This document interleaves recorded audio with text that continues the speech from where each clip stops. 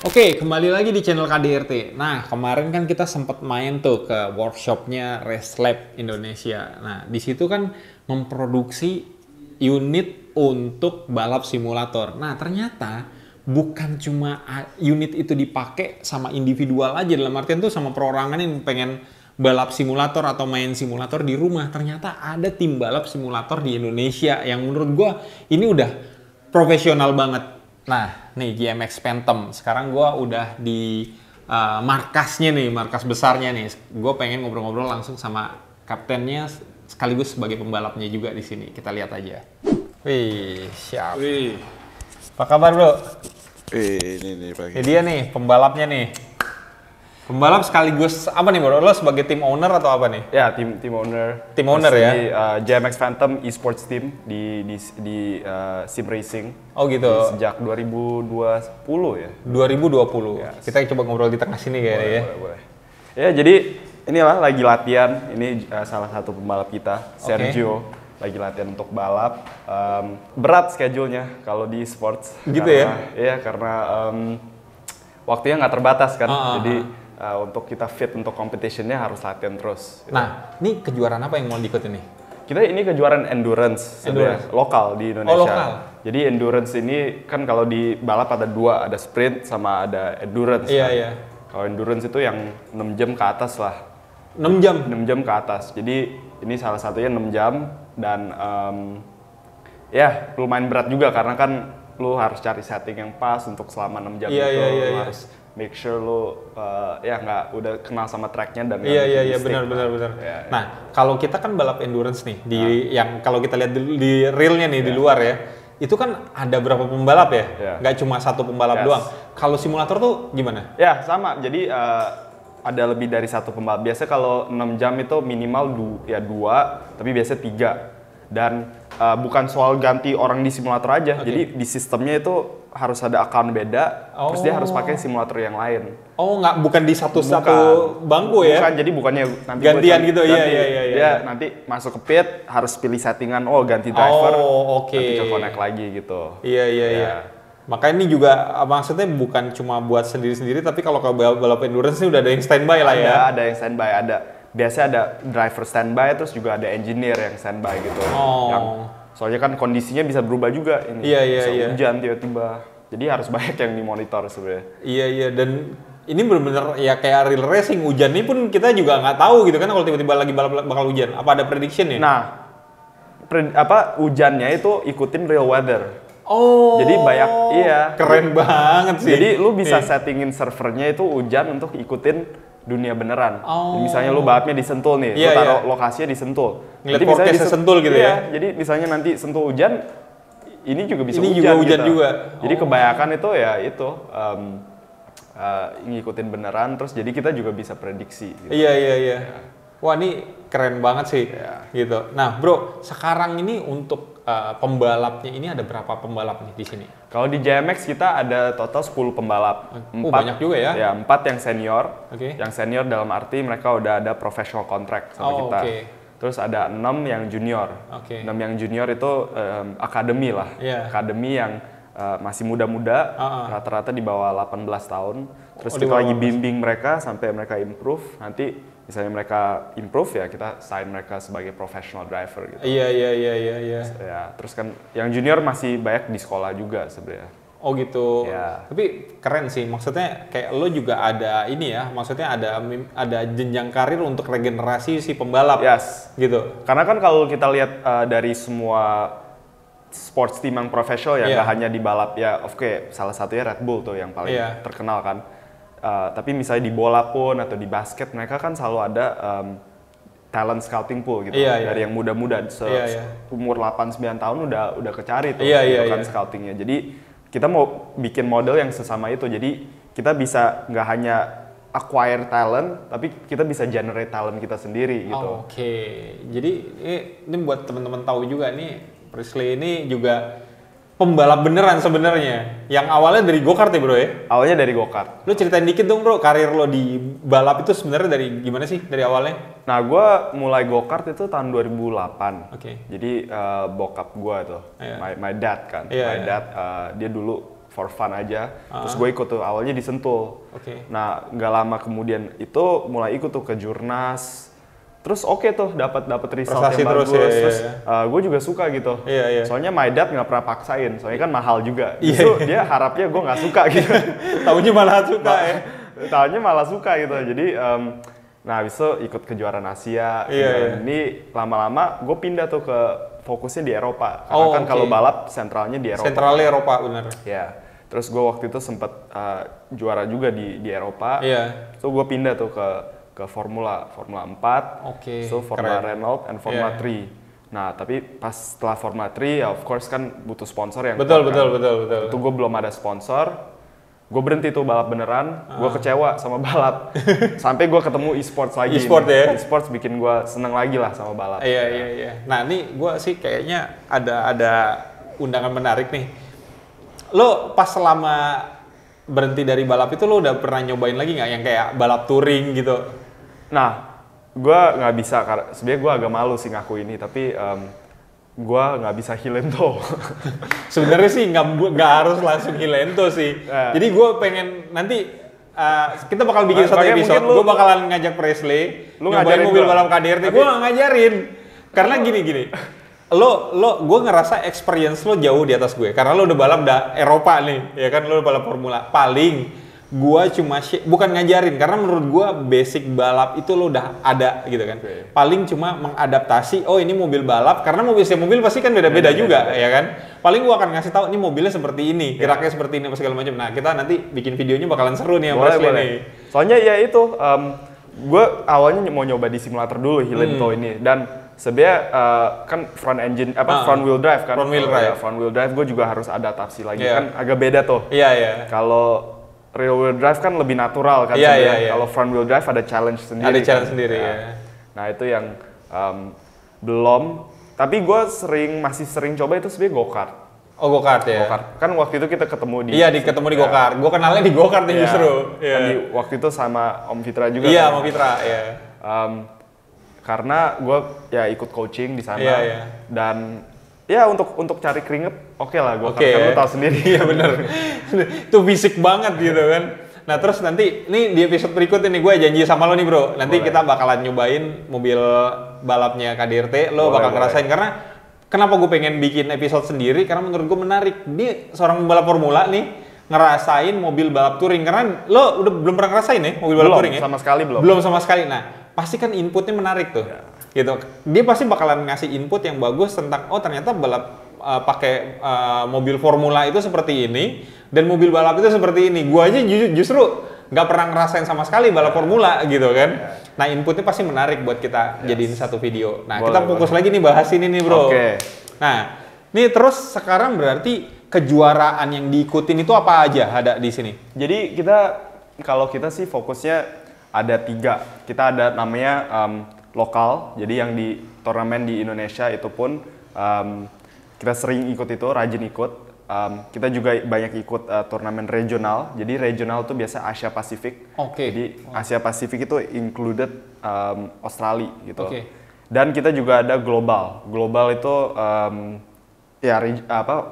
internasional. Worldwide ya? Worldwide gitu. Jadi dari Eropa. Sebenarnya yang global agak susah karena kendalanya di simulator itu koneksinya kan. Benar. Lu pakai koneksi internet, kalau misalnya ikut yang global itu koneksinya kurang mantap, tapi ya kita rajin ikut lah. Dan kemarin kebetulan kita baru ikut, akhir tahun kita juga ada satu balapan 24 Hour Le Mans yang bareng sama Max Verstappen itu. Wah, gokil. Jadi maksudnya bagusnya simulator itu kayak kapan lagi lu bisa balap bareng Max Verstappen. Iya benar. Lo bisa balapan bareng sama pembalap internasional, pembalap top dunia gitu kan. Dari rumah gitu kan. Ya maksudnya kapan lagi gitu kan. Bener. Jadi itulah yang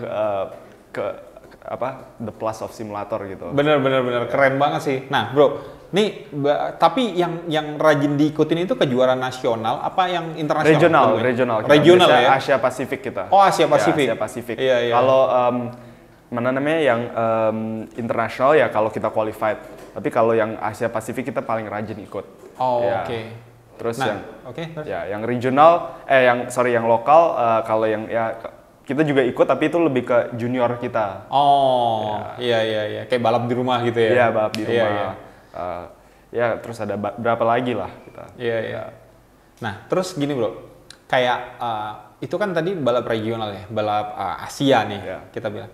Nah, untuk kita masuk ke dalam balapan itu ada kualifikasi tertentu nggak sih, atau ya udah kita tinggal masuk ke website-nya, daftar, bisa ikut balapan? Ada. Jadi biasanya itu ada leaderboard challenge. Oh, oke. Ada dua, biasanya ada dua style, ada beberapa yang lebih ke minor event. Jadi lu harus result yang misalnya top 10 atau top 15 baru lu qualified untuk major eventnya. Lanjutin, iya. Atau sebelumnya ada leaderboard, jadi top lu harus cetak waktu yang tercepat lu, terus top 25 misalnya diambil untuk yang split 1 gitu. Soalnya di balap ada namanya ya sama kayak balap beneran, ada seeded A, seeded B. Iya, seedednya. Iya, jadi biasanya yang paling cepet di seeded A. Iya. So seeded B gitu. Iya. Jadi ya susahnya di situ tuh, karena semua orang kan mau masuk ke seeded A kan, betul. prize poolnya yang paling gede di seeded A. Betul. Jadi mereka kalau leaderboard, wah mereka geber tuh 24/7 mereka latihan terus, mereka nyoba terus, kita juga akhirnya nggak tidur gitu. Iya. Nah tuh apa namanya, keren sih, maksud gua gimana ya, jadi gini, kalau kita bilang pendaftaran itu open aja, tinggal kita masuk ke website daftar, tentu kan nih dari seluruh Asia ini banyak banget nih yang pakai simulator pengen balapan. Nah berarti ini bener-bener kayak balap sungguhan yang memang bener ada sesi jenjang kualifikasinya untuk sampai tadi bahkan dibagi-bagi, ada seeded A, seeded B gitu kan? Ada. Karena kan kalau lu bayangin ya, kalau kita ngomongin sim racing, ini kan banyak orang suka racing kan, tapi nggak semua orang ada opportunity untuk balap di beneran, karena kan ya harus beli mobil. Nah jadi kalau kita lihat di sim racing ini tuh banyak orang bisa balap karena alatnya itu hanya butuh simulator kan, karena butuh wheel lah, kan. Jadi talent poolnya tuh jauh lebih gede gitu. Jadi dari situ itu yang mau ikut pasti lebih rame gitu. Bener. Iya sih. Nah bro, tadi kan lo ngomongin tentang hadiah nih, gitu kan. Dari kelasnya pun yang paling tinggi, kita bahas yang paling tinggi aja deh, yang kelas seeded A nih. Emang sampai berapa sih hadiah yang bisa didapetin kalau ikut kejuaraan ini? Jadi kalau dari kita ya, kalau dari JMX Phantom sendiri, kita kemarin pas menang kejuaraan Asia, itu paling gede kita pernah menang itu di atas 100 juta. Wah. Tapi kalau kita, itu kan Asia tuh. Tapi kalau kita ngomongin internasional, yang paling gede sekarang itu, mungkin bisa lebih atas dari 3-4 M kali itu totalnya. Gila sih. Jadi maksudnya ada gitu karir di sini, nggak hanya hobi aja, karir ada di sini. Tapi ya gini deh, kalau kita bandingin sama balap beneran ya, menurut gue malah balap simulator ini hadiahnya jauh lebih gede daripada balap beneran, gitu kan. Tapi balik lagi, kalau kita ngomongin tentang balapan, sebenarnya bukan hadiah yang kita harapin, ya kan. Sebenarnya ini balap itu maupun racing beneran maupun simulator, menurut gue ini sebuah industri ya bro ya. Yang ibaratnya ya oke, pembalapnya ada, simulatornya ada, sama pembalapnya ada, tim balapnya ada gitu. Kalau di balap beneran, industrinya itu seperti apa? Industrinya itu adalah ketika motorsport ini hidup dengan hadirnya sponsor, bener nggak bro? Gitu kan? Gue yakin juga JMX pun targetnya pasti ke situ, ya kan? Gitu. Nah makanya nih gue sih support banget ya, maksudnya seneng gitu ada sebuah tim balap di Indonesia yang e-sport gitu, bener-bener serius, profesional, terjun di dunia apa namanya e-sport kayak gini. Dan mudah-mudahan nih industrinya ini benar-benar hidup di Indonesia nih, terutama buat JMX nih. Yang kita berharap itu karena makanya kita ya bikin serius lah di sini. Bikin serius kita ada schedule gitu, kita juga investasi dengan HQ dengan training center gitu. Jadi kita show ini bukan hanya hobi untuk kita ini emang full time kita di sini. Iya gitu. Benar-benar. Ini ya sebuah tim balap profesional, bukan hobi, bukan main, beda gitu kan. Gitu. Nah bro, tadi kan ada yang ini ya kelas junior gitu kan. Itu rekrutmennya itu berdasarkan apa? Apakah memang GMX open recruitment untuk yang mau masuk ke sini siapa aja bisa? Apa memang berdasarkan invitation dari lo? Jadi ya sebenarnya kita open, kan kita selalu scouting lah ya kalau di lokal. Biasanya kita lihatnya dua hal. Kalau kita lihat talent lokal kan gampang, kita tinggal ke top leaderboard, top seeded A di sini, terus yang free agent yang mau ini siapa gitu, terus kita rekrut. Tapi kita juga berdasarkan age-nya, kan kita juga harus lihat ini mungkin yang yang ada potensialnya tapi masih lebih muda, siapa ini? Yang mungkin yang umurnya masih di bawah 12 tahun gitu. Dan kita juga lihat dia komitmennya mau seberapa gitu kan. Ya misalnya dia udah ada skill tapi dia nggak mau latihan atau nggak mau komit atau udah ada komitmen di luar sini kan. Itu juga beda kan, setiap orang beda. Jadi kita juga lihatnya dari dua hal. Abis itu kita pasti interview. Kalau dia komitmennya ada, kita ada satu lagi screening test. Jadi itu tes internal. Kita ada tuh matrix yang kita banding pembalap. Jadi pembalap yang senior sama pembalap ini. Dan kita bisa lihat tuh dia deltanya berapa gitu ke yang top. Nah setelah itu kita evaluasi. Habis itu kita kasih offer biasanya. Tapi kan kalau pembalap muda ya kita juga harus ngomong sama orang tuanya kan. Karena kan orang tuanya masih ya istilahnya mereka masih kecil gitu. Nah, gitu. Biar biasanya. Maksudnya ini kan biasa kalau masih kecil kan ya masih fokus sekolah lah gitu ya. Kan mungkin dari orang tua nggak nyangka juga mereka bisa profesional di sini kan. Benar. Ya, gitu biasanya. Benar. Nah terus gini nih bro, apa namanya kayak balapan ini gitu kan. Tadi lu bilang kan ada balap endurance. Endurance itu kan kalau kita bilang balap beneran deh, balap go-kart terutama gitu ya. Itu fisiknya lebih bener-bener digojlok banget nih sama apa namanya, sama ibaratnya sama dengan lo latihan di luar go-kartnya gitu, misalnya kayak gym apa segala macam. Nah, ini kan lo ngomong balap endurance nih, meskipun cuma duduk doang pasti kan, nih gua nggak tahu deh. Setahu gua nih, kalau kayak konsol kayak ginian, ini kan apa namanya force-nya berasa banget ya? Berasa. Nah itu butuh gym juga apa enggak? Nah nanti lu coba ini deh. Gua nanti gitu. abis Gua belum pernah nyobain yang nanti abis ini Bro Ihsan akan nyoba ini, terus gua akan bikin force-nya gede. Jadi lu akan rasain. Ini itu butuh nge-gym karena nomor satu kalau lu mau presisi ya, lu butuh pakai force yang gede. Karena oh gitu ya? Iya karena gini loh bro, kalau lu misalnya di balap ya, lu misalnya kita ambil Tiguan 1 di Sentul lah. Lu kan maunya agak ini dikit kan. Nah, lu kalau di simulator, lu nyari begitu pakai force yang kecil dengan ini agak susah karena lu tangkapnya susah. Lu lebih pakai visual kan. Ini kayak gini tapi biasanya nggak dapet gitu. Tapi kalau lu force-nya gedein, lu sebelum nyampe snap itu lu udah bisa nge-feel gitu. Jadi lu dapat informasi yang ekstra gitu. Kalau di balap simulator kan kita nggak ada G-force, nggak ada motion, jadi kita sensesnya itu limited ya. Jadi kita harus pakai force yang gede. Makanya kita juga harus rajin nge-gym karena ya force-nya gede, heart rate kita juga nggak naik gitu. Rata-rata itu heart rate kalau di balapan ini bisa lebih dari 150 lah, 150. Kayak lagi jogging tuh. Iya, jadi maksudnya oke di balapan lebih gitu, tapi di sini kerasa gitu dan lebih rendah heart rate-nya lebih bagus untuk kita keep fokus karena kan kita benar-benar harus fokus. Jadi kita gym, banyak cardio, banyak endurance training karena kita nggak mikirin capek sama sekali sih. Dan fit terus gitu. Nah, jadi kita ada nih di sini. Ada apa? Ada fasilitasnya buat gym nih. Ada. Boleh lihat ya nih? Boleh. Yuk kita lihat yuk. Nah, ini kita udah di ruangan gymnya nih bro ya. Nih biasanya kalau nge-gym pada umumnya kan biasa kan ya latihan kayak compound gitu kan, maksudnya bench press, pull up kayak gitu apa segala macam. Nah, kalau buat kayak balapan itu beda nggak sih bro gymnya? Sedikit beda karena kan nomor satu kita sebagai pembalap lu nggak mau yang kayak bodybuilder kan? Bukan buat bodybuilder lah. Karena kan kita juga terbatas weight-nya kan. Jadi yang pasti kita banyak cardio. Nah cardio of course kita sering di luar, tapi kita juga sering di dalam ini pakai treadmill, ada cross trainer. Terus kebanyakan itu kita juga circuit training. Circuit training itu lebih ke hybrid dengan weight sama cardio kan. Terus kita banyak target exercise yang tertentu. Jadi misalnya banyak core, banyak upper back. Jadi kalau di racing kita udah tahu nih, oke, muscles yang mana kita butuh. Jadi kita lebih fokusnya ke sana gitu. Nggak lebih kalau gym general kan ya, lu bukan ada tujuan apa, lu cuma tujuannya ya you look good gitu. Iya benar. Kelihatannya bagus gitu. Kalau kita ya ada tujuannya gitu. Ada tujuan. Performance ya. Benar, performance sih. Jadi kayak lebih ngebangun strength lah ya, lebih bangun kekuatan ya. Sebenarnya yang paling penting itu cardio. Cardio ya.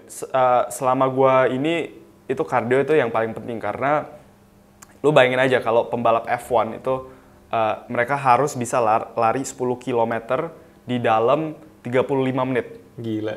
Jadi itu kalau yang teman-teman yang nyari PC lah ya. Ya, yang teman-teman treadmill itu speednya itu harus mendekati 20.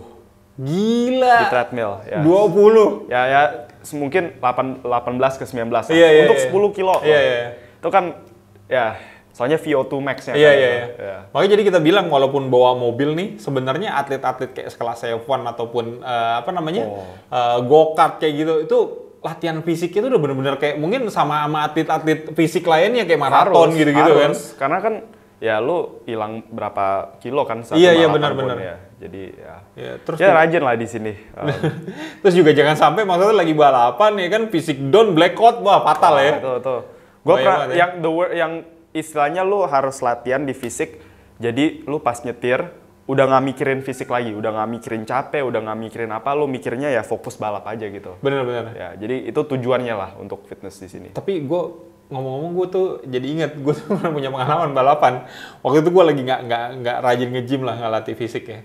Balapan nih, memang ketika fisik kita itu down, hilang gitu, fisik kita hilang, pikirannya itu bukan menang lagi. Iya. Gue langsung berubah bro pikiran gue. Kapan selesai nih? Ya. Gitu. Beda, kapan kan? nih checker flag-nya nih? Beda kan itu? Beda. Jadi kayak yang lo mau push buat menang tuh udah nggak ada lagi, udah hilang. Dan kita juga harus tahu ya, oke mungkin udara 30 Celcius ya, tapi di dalam mobil itu waduh lebih dari itu 50 ya bener, kan. Bener. Belum lagi temperatur dari engine kan. Iya, exactly. Jadi ya wah, apalagi kan touring lu sebisa mungkin nggak boleh turunin kacanya kan. Iya benar. Harus nah, itu sih rapet ya. Jadi kita harus kuat. Ya walaupun e-sport, soalnya kan ya siapa tahu dengan ada e-sports ini kalau pembalapnya fit, mereka pas kalau dapat kesempatan untuk nyoba mobil benerannya, mereka juga bisa kan. Itu kan salah satu yang paling beda kan dari e-sports ke beneran tuh fisikalnya. Gitu. Jadi kita mau siapin semua atlet kita biar kalau mereka dapat opportunity di beneran, mereka siap. Udah proper lah ya. Iya. Lagian juga kalau kita bilang namanya juga e-sports gitu kan. Sports ya harus keluar keringet gitu kan. Ya udah nih kita lihat lagi balik ke simulator ya. Nah, nyoba ya ini sekarang. Nyoba. Oke, siap. Oke, ini jadi gue dikasih kesempatan nyobain track Ancol. Jadi bener-bener buta banget, nggak tahu juga lewat tracknya seperti apa. Cuma pengen nyobain aja karena memang infonya sih kemungkinan Isom juga di akhir seri nanti bakalan di track Ancol. Jadi dengan adanya lo bikin layout track kayak gini sih ngebantu banget ya bro ya. Ya lu bisa latihan di simulator dulu ya. Di simulator dulu ini.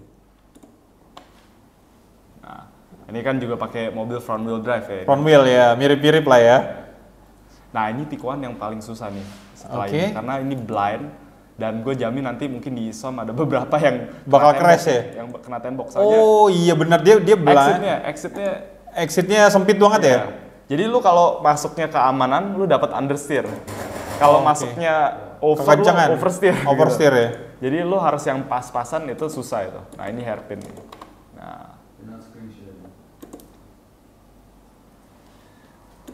Nah terus yang ini second last corner udah hampir selap. Ini tikungan yang paling miring nih di sirkuit. Jadi miringnya ini. Oh, ini ada chambernya ya? Ada camber ini ya. Ada banking. Oh, oke. Ya, nggak tahu. Menurut lo, kan lo sebagai yang balap beneran pasti ini, misalnya kan lo nanti akhir tahun, kayak lo bilang, ada kemungkinan balap di Ancol kan? Iya. Menurut lo kalau lo latihan dulu di simulator sebelum lo nyoba benerannya, akan menolong nggak? Banget sih. Karena menurut gua tuh apa ya, ini kan kayak, wah, ini mobil tadi oversteering nih. Yeah. Berasa banget emang ya force feedback-nya ya. Nih kayak gini kan maksudnya ya namanya sirkuit baru kan ya bro. Maksudnya kayak tadi lo bilang kalau kita pun balapan di real itu kan waktu kita kan juga terbatas gitu kan. Dengan ada simulator tuh kayak yang kita bener-bener bisa ngapalin banget racing line ya, braking point gitu kan. Terus accelerating point-nya seperti apa. Belum lagi ini kan bener-bener layout track-nya juga kan real banget kan dibikin kan. Jadi nanti pas lo sampai ke sana lo bisa lebih fokus setupnya gimana nanti gitu ya. Iya benar bisa nge-feelingin bakal sampai ke situ gitu kan. Nggak harus lama-lama. Tuh ini kayak gini aja nih, buka gas terlalu early di sini kan bisa ini over gitu. Tapi ini bener-bener sih bro, gua kan pernah yang di BSD kan gua waktu itu balap sekali ya 2000. Nah itu gimana tuh? 16. itu kan street circuit juga ya. Jadi maksudnya kalau kayak yang balap street circuit ini kita nggak ada runway lagi buat safety gitu kan. Maksudnya ketika kita ngelakuin sedikit kesalahan itu kan mobil langsung crash lah gitu. Gua di BSD itu suspensi gua patah bro. Oh kenapa tuh? Karena menurut gua pada saat gua balapan itu kan itu pertama kalinya street circuit ya. Terus pada saat di BSD itu memang menurut gua pada saat kita sesi latihan itu sirkuitnya itu masih dalam ini bro, gitu ya? Masih terus diimprove gitu loh. Maksudnya kayak gini, kan ini kan ada barrier ya. Sedangkan itu kan street circuit yang ibarat itu memang benar-benar jalan raya dan dia tuh ada trotoar gitu kan. Nah, jadi posisinya gua waktu itu tuh kayak yang si trotoarnya ini harusnya di belakang barrier. Ini malah barriernya di sini, trotoarnya di sini. Jadi kalau kita kan kayak gini ya, kita balapan kayak gini kan visualnya kita tuh kan barriernya kan, temboknya gitu. Mana sempet sih kita ngelihat di bawah tuh ada trotoar kecil gitu kan. Benar. Nah akhirnya karena gue patokan gue mau ngambil tipis banget ke barriernya, ngantem trotoar, patah suspensinya. Ya soalnya kan yang BSD kan itu ya nggak tahu ya, mungkin itu nggak FIA proof ya itu. Nggak sama sekali sih. Mungkin kan ini better karena kan ya lo tahu sendiri kan kalau FIA ini placement barriernya semuanya itu benar. Udah termasuk safety, udah termasuk semuanya gitu. Ini udah dipikirin banget sih. Maksudnya juga ya walaupun memang ini nggak ada nggak ada space buat runway-nya gitu. Tapi kan ya ini kayak gini kita lihat deh. Maksudnya bener-bener kayak ada pagar apa segala macam tuh udah benar-benar dipikirin gitu kan. Cuma ya balik lagi kalau balap kayak gini tuh udah pasti harus ada kren yang buat langsung ngangkat ya kan. Kalau nggak evakuasinya pasti lama banget kan.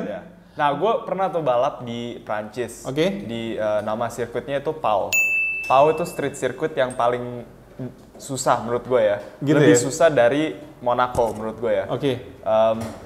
Nah itu gue pas kesana kan banyak tabrakan, tapi gue mikirnya lah kok ini nggak ada safety car atau cepat banget ya ini kayak evakuasinya langsung green flag lagi ya? Karena mereka udah tahu nih spot-spot yang biasa tabrakan dan mereka sistemnya tuh beran cepat, jadi udah tabrakan krennya langsung set ambil dalam satu lap green flag lagi gitu. Gokil sih. Jadi ya mungkin di sini mereka harus kayak gitu. Harus kayak gitu juga ya, benar.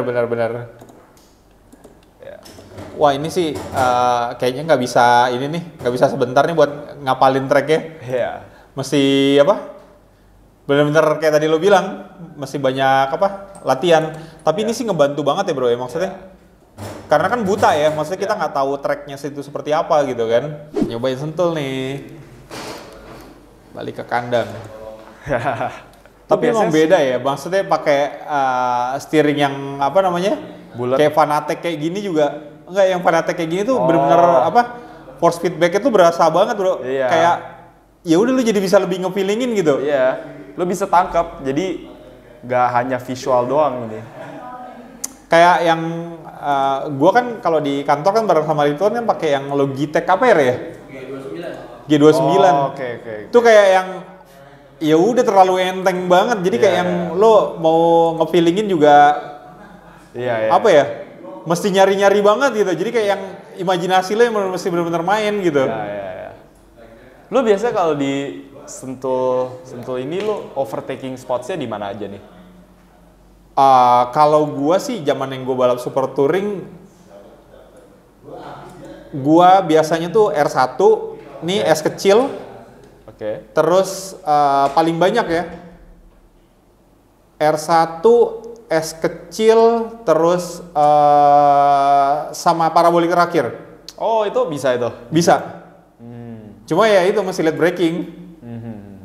Kayak yang lo duluan aja sama orang.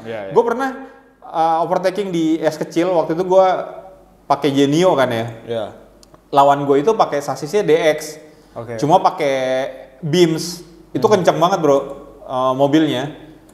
Nah, gue tau gak lo cara overtakingnya gimana? Gimana tuh?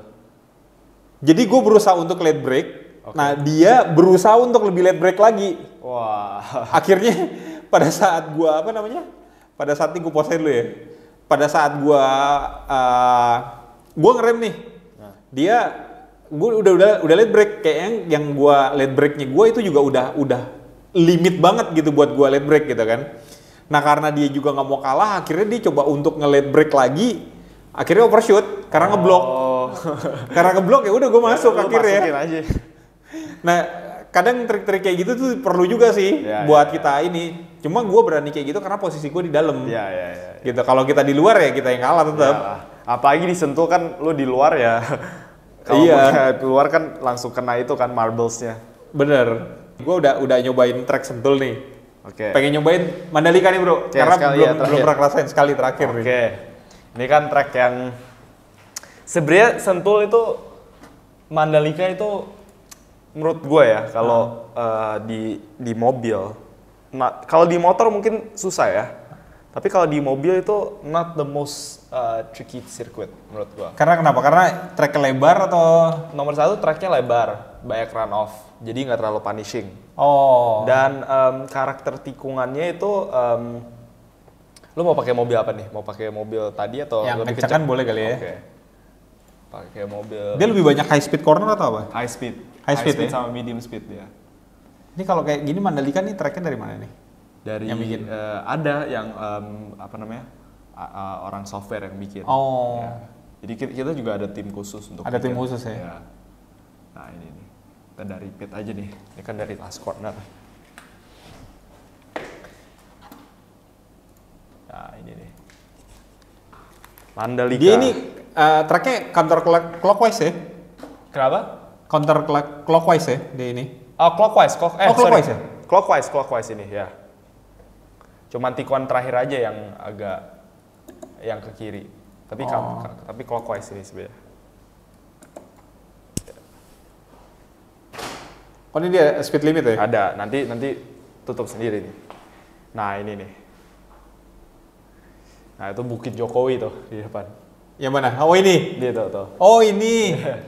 Oh, gue pikir tuh yang Bukit 360 itu loh yang Bukit Jokowi. Oh, itu bukan nanti ya? itu nanti. Beda lagi ya? Itu beda lagi. Nanti lu lihat nih. Nah, ini stay kiri, rem dikit. Oh, oke. Nah, ini semua gaspol ini. Ini gaspol ya? Ini gaspol juga ini. Nah, ini Oh, chicane, iya, ini chicane juga gaspol sebenarnya, tapi boleh rem. Nah, ini nih Bukit 360 tuh. Oh iya. Ini lebih banyak ini bro ya, flat out gitu ya? Iya. Tracknya ya? Iya. Nah, ini remnya sekarang nih. Nah, sekarang.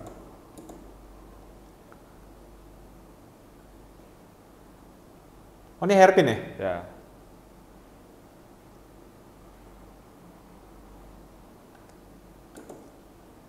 Nah. Oh Terus juga ini track sebenarnya kalau udah apal tracknya kayak yang visibility-nya tuh bagus banget ya? Yes. Nah, ini susah nih tikuan.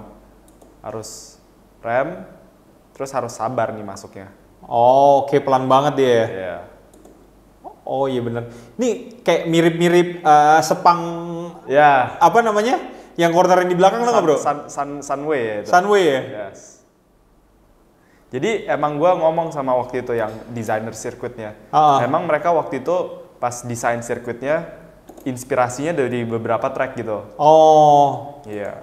Kalau gue lihat sirkuit ini salah satu yang paling mirip ke sirkuit ini di luar itu. Aduh anjir buka gasnya gedean. Jadi apa? Salah satu yang mirip sirkuit ini dari luar itu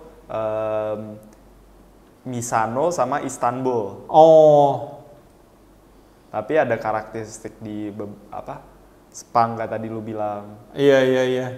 Jadi rupanya mereka pas desain sirkuitnya itu mereka di atas danau gitu tuh. Terus mereka ada kertas, mereka gambar-gambar aja gitu. Oh gitu. Iya. Wah keren banget sih lo juga bisa ngobrol sama yang ngedesain. Iya.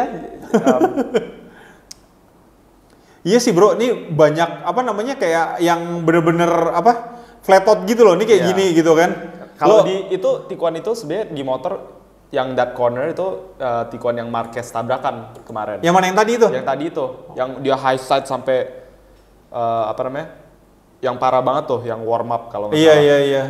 Nah itu kalau di motor agak tricky tuh karena kan agak naik dikit. Nah tapi kalau di mobil ya itu flat out gitu. Flat out ya? Iya. Kayaknya mau pakai mobil apapun flat out deh di situ. Nah ini harus Last corner harus ambil dari lebar banget nih. Rem. Nah. Weh. Dah finish.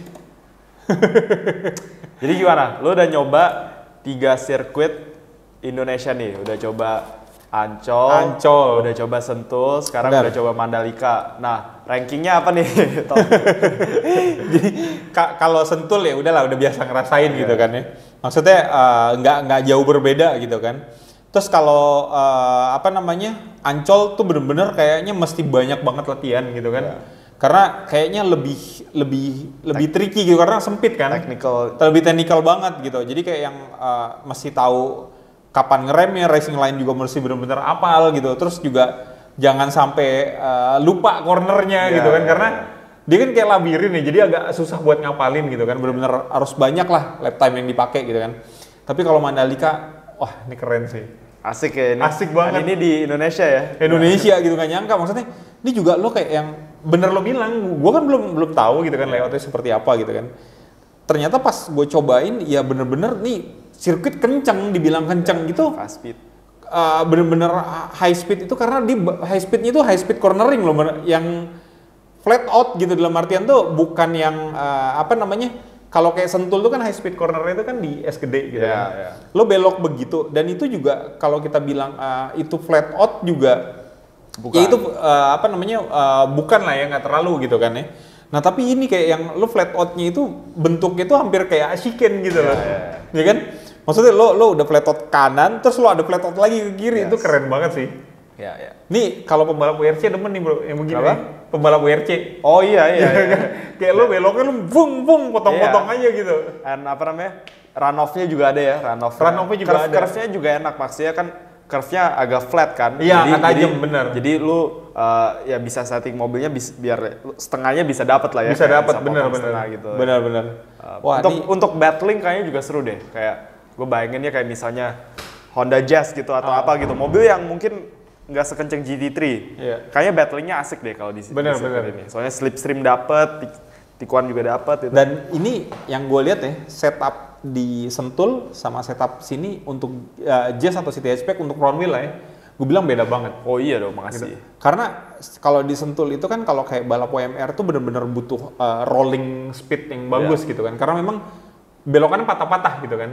Nah setup kayak gitu dipakai di sini, kebanyakan snap pasti. Iya, pasti nge-snap. Iya kan, pasti nge-snap. Dan ini sekali lu snap, hilang waktunya banyak ya. Banyak banget di sirkuit kayak gini. Jadi kayak yang kalau gue bilang sih, kayak yang kalau kita nyari mapping di sini untuk misalnya mobil Jazz dibawa ke sini atau City Hatchback ke sini, belakangnya harus lebih diem sih daripada Sentul. Nah itu lo kan udah nyobain, lo dapet informasi ini dari simulator kan? Bener. Itu tuh penting ternyata simulator. Karakteristik sirkuit lah, sama karakteristik drivingnya mau kayak gimana di sirkuit. Bener.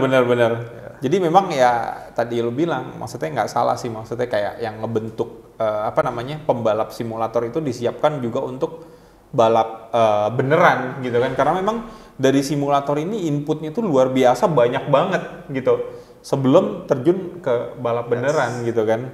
Nah terus sebelum kita tutup nih, kayaknya gue sebenarnya masih banyak obrolan bro, pengen ngobrol sama lo tentang balap e-sport itu seperti apa sih, karena memang lo kan, gue bilang kan tim lo ini benar-benar profesional turun di sini gitu kan.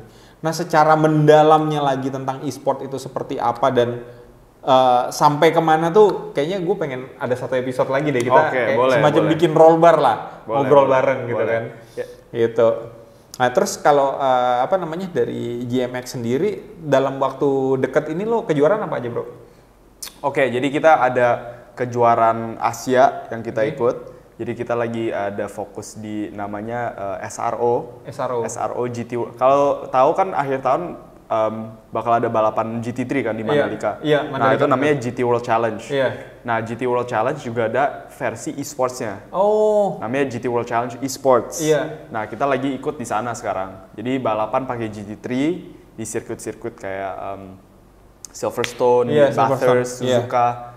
Kita mainnya fokusnya di sana sih. Itu balapan Asia Pasifik dan global. Oke. Wah, keren nih. Mudah-mudahan sukses ya tahun ini. Kita sebenarnya tahun lalu menang. Jadi kita reigning champions untuk tahun ini. Waduh, mantap. Mudah-mudahan tahun ini sukses lagi deh nih. Kita baru menang nih tahun lalu. Nah, ini dia nih, tropinya nih. Yes. Endurance winner GMX Phantom. Nah, ini kan lu balapnya di rumah nih. Nih dikirimin? Dikirimin dari, kalau nggak salah dari Hong Kong ini. Gila, keren banget. Baru kemarin dapat. Oh gitu? Iya.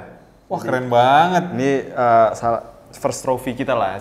Salah satu first trophy yang paling gede as a team gitu. Wah, ini gua merinding loh. Ternyata ya lo nggak main-main nih, lo balap beneran, lo dapet trofi nih gitu, dikirimin sama Indonesia. Iya. Wah, keren banget sih bro. Nih sukses, mudah-mudahan 2022 nih bisa dipertahankan nih. Yes, semoga ya.